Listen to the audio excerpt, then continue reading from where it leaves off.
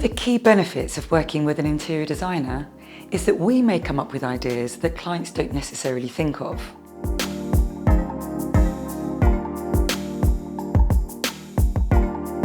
As with all of our projects, we start off by taking the brief. We move on to creating a mood board with materials, real life, and also in digital.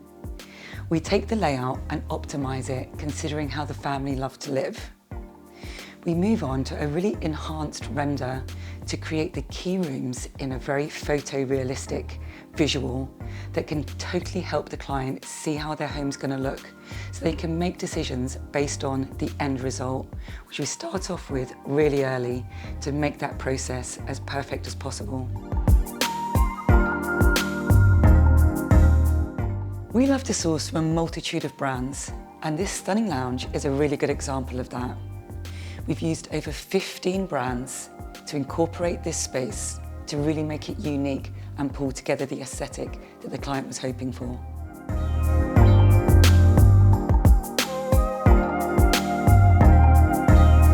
My design ethos is a third plane, a third pattern, and a third texture.